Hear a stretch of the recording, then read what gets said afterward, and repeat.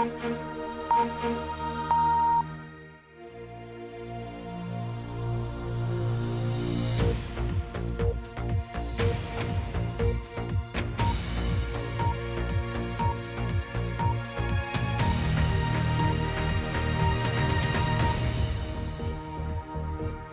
اردو کے پروگرام سیربین میں خوش آمدید۔ ہمارے لندن اسٹوڈیو سے میں ہوں خالد کرامت۔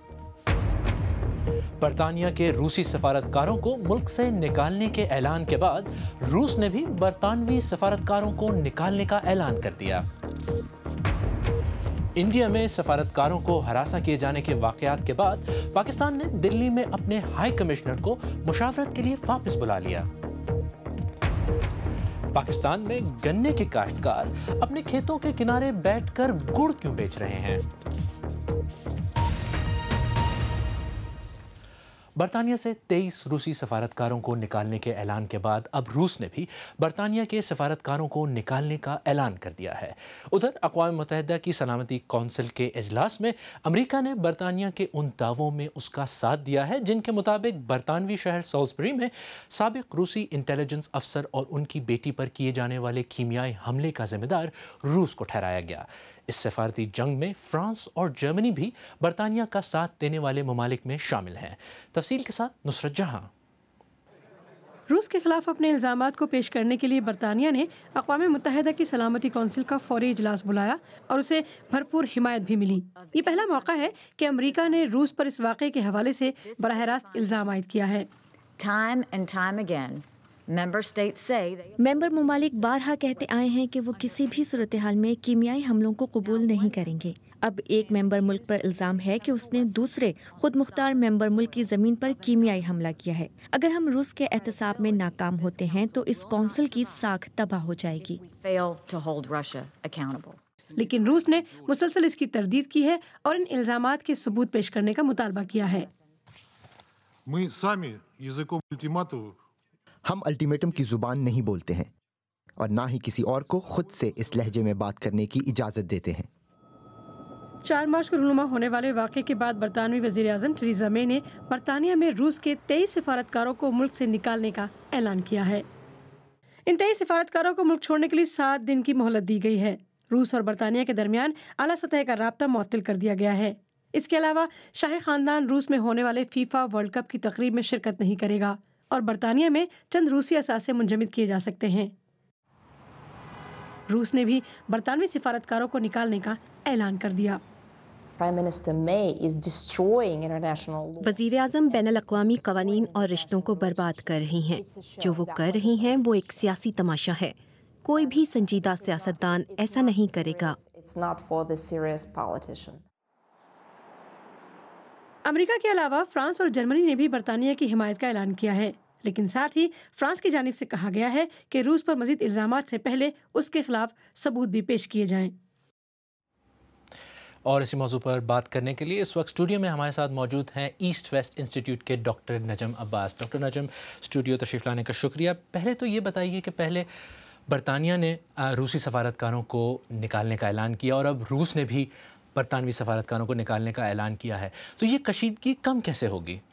دیکھیے، کشیدگی اس طرح کم ہوگی کہ دونوں جانبین قانونی دائرے میں رہیں اور جو قانونی چینلز ہیں ان کو بہت نزدیک سے جو ہے وہ فالو کریں، اور اس میں یہ ہے کہ ٹھوس شواہد کی بنیاد پر جو ہے وہ اس کے لیے ضروری ہے کہ کوئی ملزم سامنے آئے، وہ ملزم اعتراف کر لے، یا جن کے بارے میں کہا جا رہا ہے کہ ان کو نرو ایجنٹ کا نشانہ بنایا گیا، وہ خود اس بات کا اعتراف کریں کہ کس طریقے سے، کیا ان کو انجیکشن دیا گیا یا گیس ان پر اسپرے کی گئی یا کیا ہوگا۔ جتنے ٹھوس ثبوت ہوں گے اتنے قانونی دائرے میں دونوں جانبین آگے بڑھ سکیں گے اور ٹیمپریچر کو نیچے لا سکیں گے۔ اچھا، اگر یہ کشیدگی بڑھتی جاتی ہے تو پھر نقصان دونوں ممالک میں سے کس کا زیادہ ہوگا؟ دیکھیے، دونوں ممالک اپنی وجوہ کی بنیاد پر سفارت کی علیحدگی، ڈپلومیٹک آئسولیشن کا شکار ہیں، ایک بریکسٹ کی وجہ سے اور ایک جو ہے وہ گزشتہ 4 سال میں مختلف خارجہ پالیسی کی غلطیوں کی وجہ سے۔ اگر یہ ٹیمپریچر کو اوپر لے جائیں گے، اس میں جو ہے وہ ایک طریقے سے سرد جنگ جو ہے اس کی جانب یہ بڑھیں گے. اس میں دفاعی وسائل زیادہ ان کو اس کی طلب ہوگی, اور جیسے کہ آج صبح کہا گیا ہے کہ 480 ملین پاؤنڈ جو ہیں وہ نرو ایجنٹ کے دفاع کے لیے جو ہے وزارت دفاع برطانیہ کی جو ہے وہ خرچ کرنے پر غور کر رہی ہے. تو یہ ایک ایسے حالات میں جب معیشت پر دباؤ ہے, یہ اضافی دباؤ دونوں ملکوں پر پڑے گا. اچھا, روس ویسے ہی عالمی سطح پر تنہائی کا شکار نظر آ رہا ہے اور اب یہ مغربی ممالک بھی اس کے خلاف نظر آ رہے ہیں, تو یہ بتائیے کہ یہ مل کر مغربی ممالک جو ہیں روس کا کیا بگاڑ سکیں گے؟ دیکھیے, روس کو مدافعانہ اس پر مجبور کرنا چاہتے ہیں طرز عمل پر, اور یہ چاہتے ہیں کہ وہ آئندہ کے لیے زیادہ محتاط ہو جائے اور اپنے طور پہ فیصلہ نہ کرے کہ اگر ہمارے کسی کے ساتھ اختلافات ہیں تو اس کو کس طریقے سے ہٹایا جائے یا برقرار رکھا جائے. تو یہ چاہ رہے ہیں کہ روس کو برطانیہ آبادی کے لحاظ سے, رقبے کے لحاظ سے چھوٹا ملک ہے, لیکن وہ یہ چاہ رہے ہیں کہ اس طرح کے سفارتی اور نفسیاتی اور سیاسی دباؤ سے اس کو ایک محتاط رویے کی جانب لے جائیں, تاکہ مستقبل میں صرف 2 دن بعد روس میں صدر کے انتخابات ہونے والے ہیں اور اس بات کا امکان ہے کہ 2018 سے لے کے 2025 تک ولادیمیر پوتن چوتھی دفعہ صدر بن جائیں گے. یہ ان کو ایک پیغام ہے کہ آپ جب نئی صدارت پہ آئیں تو احتیاط کے ساتھ آئیں. اچھا, نیٹو کی طرف سے بیان آیا ہے کہ وہ نہیں چاہتا کہ سرد جنگ ہو, لیکن حالات جس طرف جا رہے ہیں تو لگتا ہے کہ سرد جنگ تو شروع ہو چکی ہے. دیکھیے, نیٹو ایک اتنا بڑا ادارہ ہے, اس کو کہا جاتا ہے کہ ایک ایسی مشین ہے جو کسی مسئلے کی تلاش میں ہے, کہ وہ ایک ایسا سولوشن ہے جو کسی پرابلم کی سرچ میں ہے. تو وہ یہ چاہتے ہیں کہ کسی طریقے سے توجہ کا دائرہ ان کی جانب آ جائے, خاص طور پہ ایسے وقت میں جب یورپین یونین جو ہے وہ ایک مضبوط متحد موقف جو ہے وہ سامنے نہیں لا پا رہی. اور اس کی وجہ یہ ہوتی ہے کہ کچھ دائیں بازو کی سیاسی قوتیں یورپ میں آگے آ گئی ہیں, اور نیٹو جو ہے اب چاہتا ہے کہ اس کو موقع ملا ہے کہ گزشتہ 4 سال کی جو خفگیاں, ناراضگیاں, برہمیاں اور ناآسودگیاں تھیں, اب ان کو جو ہے اسکور سیٹل کرنے کا وقت وہ سمجھتے ہیں آ گیا ہے. ڈاکٹر نجم عباس, اسٹوڈیو تشریف لانے کا بہت شکریہ. انڈیا اور پاکستان میں بڑھتی ہوئی سفارتی کشیدگی کے تناظر میں پاکستان نے دلی میں تعینات اپنے ہائی کمشنر سہیل محمود کو مشاورت کے لیے اسلام آباد طلب کر لیا ہے. انڈیا نے اسے معمول کا عمل قرار دیا ہے, تاہم یہ تسلیم کیا ہے کہ دونوں ملکوں کے مابین کچھ عرصے سے پیدا ہونے والے بعض مسائل اب تک حل نہیں ہو سکے ہیں. دلی سے شکیل اختر کی رپورٹ. اس وقت پاکستان کے سفارتکاروں کو انہوں نے روڈ پر روکا ہوا ہے. دلی میں ایک پاکستانی سفارتکار کی کار کو سڑک پر مبینہ طور پر انڈین اہلکاروں کے ذریعے دانستہ طور پر آگے نہ بڑھنے دینے کا یہ واقعہ پاکستانی سفارتکاروں نے اپنی کار سے ریکارڈ کیا. دونوں ملکوں کے درمیان گزشتہ 1 ہفتے سے کشیدگی بڑھتی جا رہی تھی. انڈیا کا کہنا ہے کہ اسلام آباد میں اس کے ہائی کمشنر اور سفارتکاروں کو ہراساں کیا جا رہا ہے. وہیں دلی میں پاکستانی سفارتکاروں نے بھی ہراساں کیے جانے کا الزام عائد کیا ہے. اطلاع کے مطابق پاکستان نے احتجاج میں اپنے ہائی کمشنر کو اسلام آباد بلایا ہے. انڈیا نے اسے معمول کا عمل قرار دیا. They go back to their capital to hold consultations with the foreign office. So this is pretty normal. Indian وزارت خارجہ کے ترجمان کہہ رہے تھے کہ سفیر اور سفارتکار اپنے دفتر خارجہ سے صلاح مشورے کے لیے اپنے ملک جاتے رہتے ہیں. یہ ایک معمول کی بات ہے. اس پر کوئی تبصرہ کرنے کی ضرورت نہیں ہے کہ پاکستان کے ہائی کمشنر کو اسلام آباد کیوں بلایا گیا.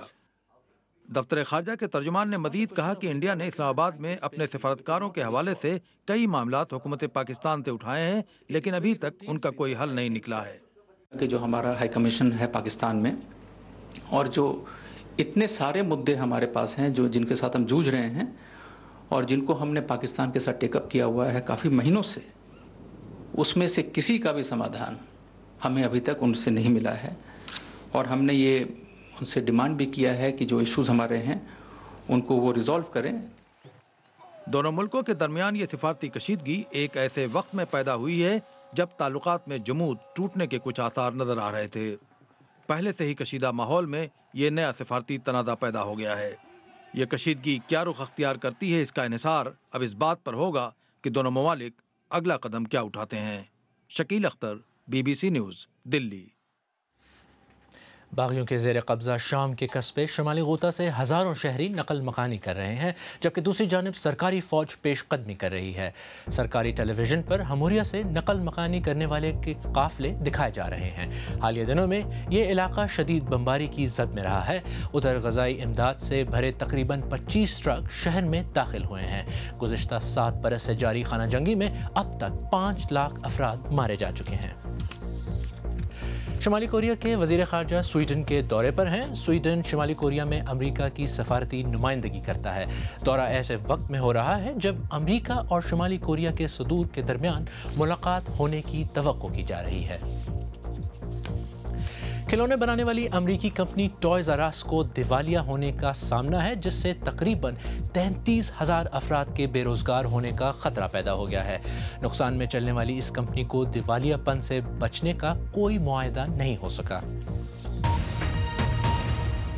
آپ BBC اردو کا پروگرام سیربین دیکھ رہے ہیں۔ پروگرام میں آگے چل کر دیکھیے گا، پاکستان میں کسان گنے بیچنے کے بجائے ان سے گڑ بنانے پر کیوں مجبور ہو گئے ہیں، اور ملیے گا تھائی لینڈ کی ننھی مگر پروفیشنل میک اپ آرٹسٹ سے۔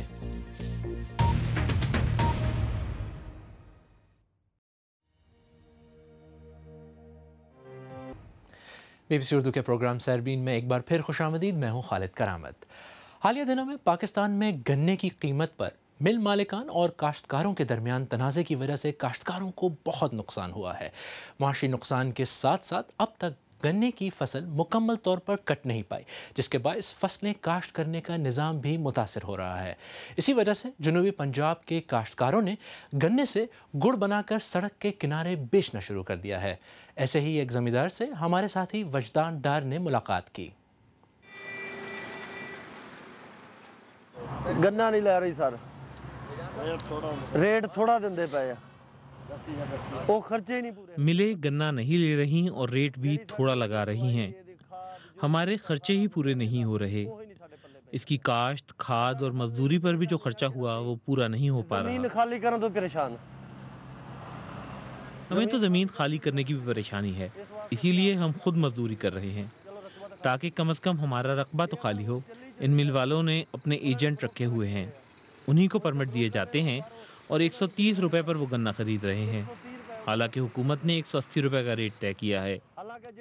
اگر کسی زمیندار کو 10 یا 20 پرمٹ ملتے ہیں تو اس کے مقابلے میں ان ایجنٹس کو 100 سے 200 پرمٹ دیے جا رہے ہیں۔ آخر زمیندار کیا کرے؟ بروکر نو مل رہا کوئی 100-200 پرمٹ مل رہا، اتنے زمیندار کی کرے؟ اسی لیے ہم محنت کر رہے ہیں اور گزارا کرنے کے لیے گڑ بنا رہے ہیں۔ ہم کیا کریں، اپنی زمین تو خالی کرنی ہے نا۔ ہم نہ گندم کاشت کر سکے اور نہ ہی کوئی اور فصل بھی نہیں بیچ سکے۔ بس یہ تو محنت مزدوری ہے اور مجبوری ہے، ہمارا تو کوئی فائدہ نہیں ہو رہا۔ غریب لوگ آ کر کچھ تھوڑا بہت گڑ خرید لیتے ہیں، 10 من گڑ بناتے ہیں تو اس میں سے 10-20 کلو یا پھر 1 من تک بک جاتا ہے۔ 10 من گڑ میں سے اگر 1 من بکا تو کیا بکا؟ اگر یہ ملے صحیح وقت پر چل پڑتی اور گنا خرید لیتی تو زمیندار کو کوئی پریشانی نہ ہوتی۔ کوئی ٹینشن نہیں سی کسی قسم دی۔ کئی لوگوں نے تو کھڑی فصل جلا دی۔ ابھی کچھ دن پہلے کسی نے 5 ایکڑ پر فصل جلائی، 10-20 بلکہ 40 ایکڑ تک فصل کو آگ لگا رہے ہیں۔ آگ لگا کر پیچھے ٹریکٹر چلا دیتے ہیں۔ رقبہ تو خالی کرنا ہے۔ گندم بھی کاشت نہیں ہو سکی، تقریباً 100 میں سے 60 سے 65% تک ضائع ہو رہا ہے۔ ضائع ہوئی ہے، کم سے کم 25 ایکڑ پر 50 لاکھ کی آمدن ہو جانی تھی، 50 لاکھ میں سے آدھا بھی نہیں ملا، 20 سے 25 لاکھ کا نقصان ہو گیا ہے۔ 20-25 لاکھ کا نقصان ہے، ذلیل ہی کر رہا ہے۔ ہمیں ذلیل و خوار ہی کر رہے ہیں، ہم تو بد دعا ہی دے سکتے ہیں۔ زمیندار اور کیا کرے، جس کے بچے بھوکے ہوں اور وہ رات دن مر کھپ رہا ہو، وہ اور کیا کرے۔ پاکستان میں گنے کے کاشتکاروں کے مسائل۔ اگر آپ آج کا پروگرام دوبارہ دیکھنا چاہیں تو ہمارے YouTube چینل پر آئیے، پتہ ہے youtube.com/BBC اردو۔ ہم نے خواتین بائکرز کے بارے میں بننے والی خصوصی رپورٹس پر مبنی ایک پلے لسٹ بھی تیار کی ہے جو ہمارے YouTube پیج پر موجود ہے۔ ہمارے چینل کو سبسکرائب کرنا نہ بھولیے گا۔ چلیں اب آپ کی ملاقات کرواتے ہیں ایک کم عمر مگر ماہر میک اپ آرٹسٹ سے۔ نٹینن صرف 10 سال کی ہیں اور وہ ایک پروفیشنل میک اپ آرٹسٹ کی حیثیت سے لنڈن فیشن ویک میں بھی شامل ہو چکی ہیں۔ جب وہ صرف 5 سال کی تھیں تو ان کی والدہ نے ان کی ایک ایسی ویڈیو یوٹیوب پر پوسٹ کی جس میں وہ میک اپ کر رہی تھیں۔ وہ ویڈیو وائرل ہو گئی اور انہیں خوب شہرت ملی۔ جہاں انٹرنیٹ پر کئی لوگوں نے انہیں سراہا، وہیں بہت سو نے ان کے والدین پر خوب تنقید بھی کی۔ تفصیل کے ساتھ سلیم قاضی۔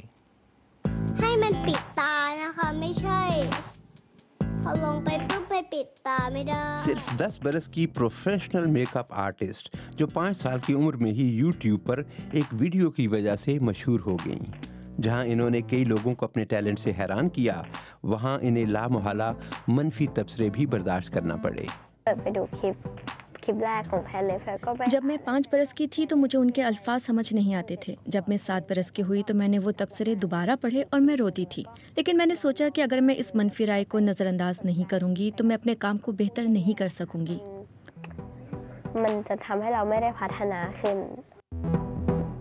نتینن نے 7 برس کی عمر میں پروفیشنل میک اپ کورسز لینے شروع کیے اور پھر تھائی لینڈ میں اپنے گھر سے فیس بک لائیو کے ذریعے دوسروں کو میک اپ سکھانا شروع کر دیا۔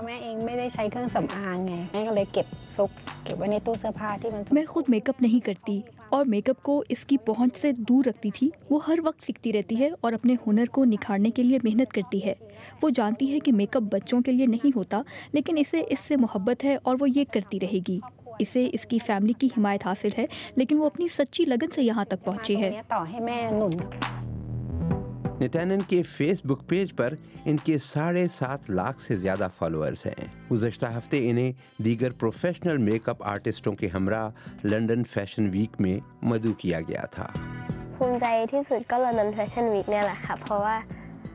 لنڈن فیشن ویک میں شرکت پر مجھے فخر ہے۔ یہ وہ سب سے بڑا ایونٹ ہے جس میں میں نے کام کیا۔ شو سے پہلے میں تھوڑی خوفزدہ تھی کیونکہ اس سے پہلے میں نے دوسرے ممالک کی ماڈلز کے ساتھ کام نہیں کیا تھا۔ شو کے بعد میں نے سکھ کا سانس لیا، لیکن لنڈن فیشن ویک میں شرکت کا مطلب یہ نہیں کہ میں کامیاب ہو گئی ہوں۔ ہاں، یہ ضرور ہے کہ اپنے کمرے سے فیس بک لائیو سے شروع کرنے کے بعد اب میں کافی آگے پہنچ چکی ہوں۔ آخر میں آپ کو یاد دلاتے چلیں کہ آج سیربین کا اہم موضوع تھا برطانیہ سے 23 روسی سفارتکاروں کو نکالنے کے اعلان کے بعد اب روس کی طرف سے بھی برطانوی سفارتکاروں کو نکالنے کا اعلان۔ ادھر اقوام متحدہ کی سلامتی کونسل کے اجلاس میں امریکہ نے برطانیہ کے ان دعووں میں بھی اس کا ساتھ دیا ہے جن کے مطابق برطانوی شہر سالزبری میں سابق روسی ڈبل ایجنٹ اور ان کی بیٹی پر کیے جانے والے کیمیائی حملے کا ذمہ دار روس ہے۔ اگر آپ چاہیں تو مجھ سے ٹویٹر پر رابطہ کر سکتے ہیں۔ میرا ٹویٹر ہینڈل ہے @KKaramat۔ اس کے ساتھ ہی سیربین اختتام کو پہنچا۔ اگر آپ پروگرام میں پیش ہونے والے کسی بھی موضوع پر اپنی رائے دینا چاہیں تو فیس بک پر ہم سے رابطہ کر سکتے ہیں۔ آپ ہمیں ٹویٹر پر ٹیگ کر کے اپنے تاثرات ہم تک پہنچا سکتے ہیں۔ ہمارا ٹویٹر ہینڈل ہے BBC اردو۔ خالد کرامت کو اجازت دیجیے۔